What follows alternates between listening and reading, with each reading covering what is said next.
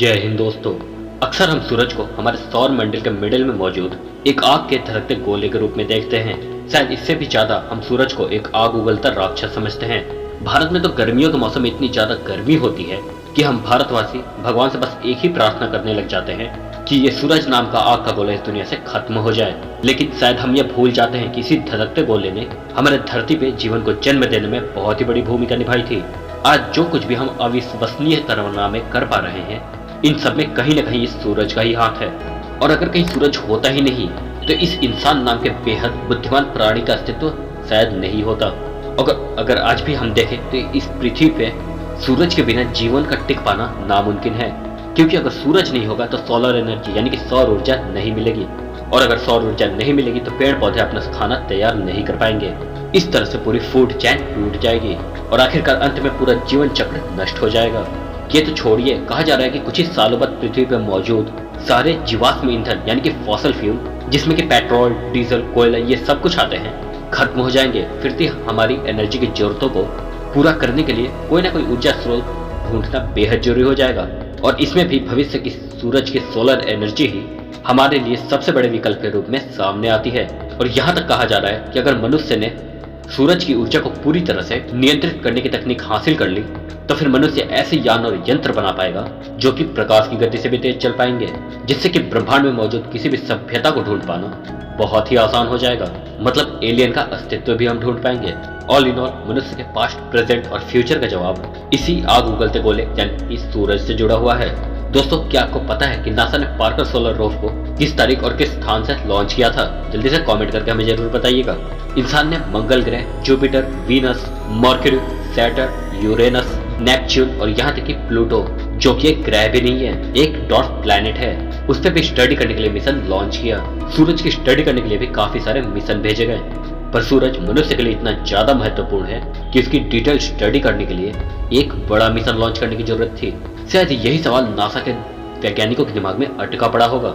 इसलिए 2018 में नासा ने सूरज के डीप स्टडी करने के लिए एक ऐसा मिशन लॉन्च किया जिससे मनुष्य इतिहास के सबसे महत्वपूर्ण और महत्वाकांक्षी अंतरिक्ष मिशनों में से एक माना जा रहा है। इस मिशन का नाम है पार्कर सोलर प्रोब। इस सब मिशन की लागत है 1.5 बिलियन डॉलर्स, यानी कि भारतीय रुपए में अगर आप लागत जाने तो यही कोई 10 से 11 हजार करोड़। इतने बजट में पार्कर सोलर प्रोब नाम का एक यान यानी कि स्पेसक्राफ्ट सूरज की दिशा की ओर स्टडी करने के लिए भेजा गया है। और कुछ ही दिनों पहले इसकी आधिकारिक पुष्टि भी हो चुकी है कि यह सोलर प्रोब सूरज की कक्षा यानी कि ऑर्बिट में पहुंच चुका है। आसान भाषा में यह समझ लीजिए कि जैसे हमारे पृथ्वी का वायुमंडल होता है, उसी प्रकार से सूरज का भी होता है, जिसे कि कोरोना कहते हैं। इसी कोरोना की परत में इस पार्कर सोलर प्रोब में प्रवेश कर लिया है। प्रवेश करते इसके कैमरा और बाकी उपकरणों ने ऐसी जानकारी वैज्ञानिकों तक पहुंचाई है जिसकी जानकारी अभी तक हमें पता नहीं थी। चलिए, ये तो पता चल गया कि सूरज का महत्व इंसानों के लिए असीमित है, पर सूरज से जुड़ा आखिर ऐसा कौन सा रहस्य है जो कि वैज्ञानिकों के लिए जानना इतना ज्यादा जरूरी हो गया कि उसके लिए इतना महंगा मिशन लॉन्च करना पड़ा। आज इन सब रहस्यों से पर्दा उठेगा और फिर ये भी पता चलेगा कि मार्स मिशन और बाकी मिशन से ज्यादा ये मिशन नासा के लिए इतना ज्यादा महत्वाकांक्षी क्यों है।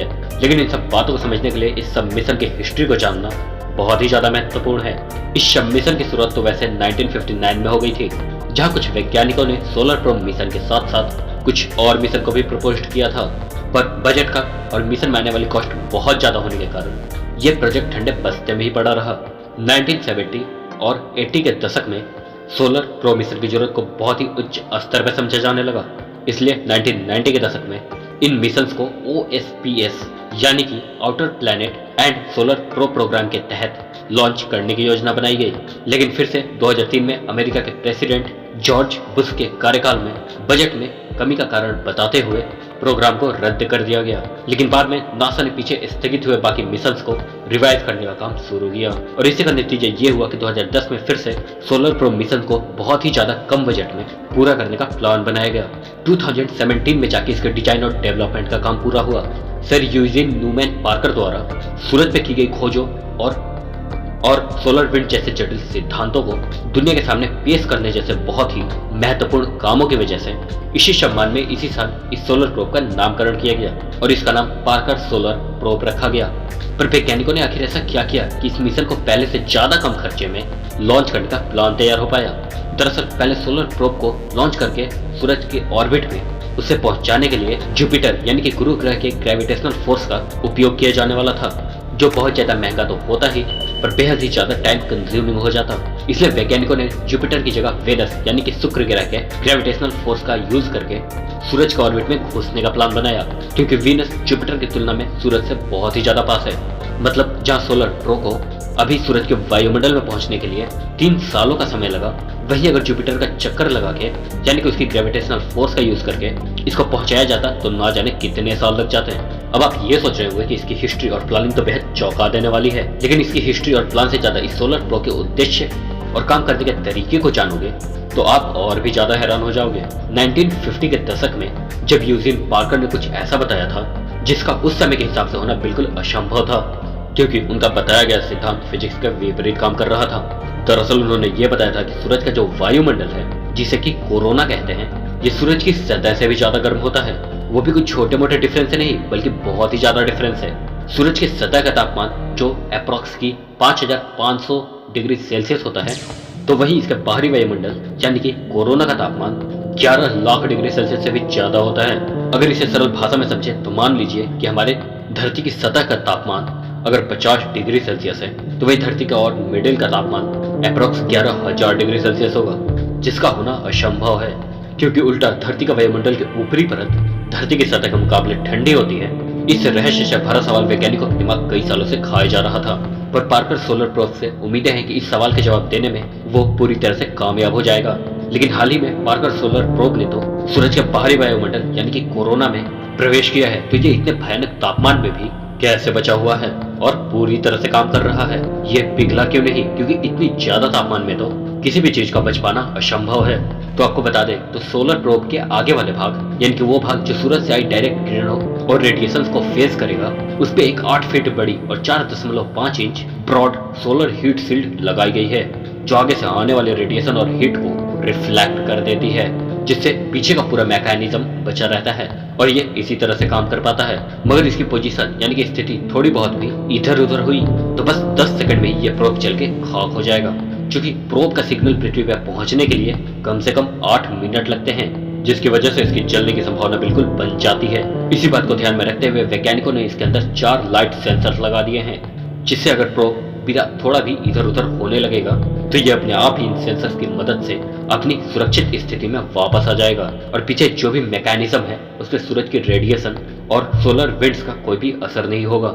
इस सोलर प्रोब में सोलर पैनल्स लगे हुए हैं, जिससे ये खुद की ऊर्जा की जरूरतों को अपने आप ही तैयार कर इस्तेमाल करता है। मतलब वैज्ञानिकों ने इसमें आर्टिफिशियल इंटेलिजेंस का भी यूज किया है, जहां ये प्रोब अपनी ऊर्जा की जरूरत और खुद की सुरक्षा अपने आप ही कर लेता है। इतना अद्भुत और अविश्वसनीय यह मिशन लगभग 2025 तक यानी कि कुल मिला के 7 साल चलने वाला है। इस 7 साल के सफर में इस पार्कर सोलर प्रोब में पहले से ही कई रिकॉर्ड्स अपने नाम कर लिए हैं, जैसे कि मनुष्य ने सूरज के पास इतने ज्यादा पास कोई भी चीज नहीं भेजी है। पार्कर सोलर प्रोब किसी भी मनुष्य के द्वारा बनाई गई आज तक की सबसे तेज वस्तु है। बताया जा रहा है कि जब ये अपने सफर के अंतिम पड़ाव में सूरज के सबसे ज्यादा पास होगा, तब इसकी गति लगभग 7 लाख किलोमीटर प्रति घंटा होगी। ये लगभग न्यूयॉर्क से टोक्यो तक का सफर 1 मिनट में तय किए जाने के बराबर होगा। कुछ भी हो, लेकिन ये सोलर प्रोब अपने अंतिम पड़ाव में पहुंचने तक सूरज से जुड़े बहुत से रहस्य के जवाब दे के जाएगा, या फिर संभावना है कि कुछ ऐसी जानकारी दे जाए जिससे और भी बहुत सारे सवाल खड़े हो जाएं। तो आई थिंक आपको ये वीडियो नॉलेजेबल भी लगा होगा, इंटरेस्टिंग भी लगा होगा, तो इसे अपने तक सीमित ना रखिए, इसे बहुत ज़्यादा शेयर कीजिए ताकि ये आपके करीबी लोगों के पास पहुंचे, जिससे इनको भी नॉलेज मिले। तो हम मिलेंगे फिर अगले इंटरेस्टिंग और नॉलेजेबल वीडियो के साथ, तब तक ले जय हिंद।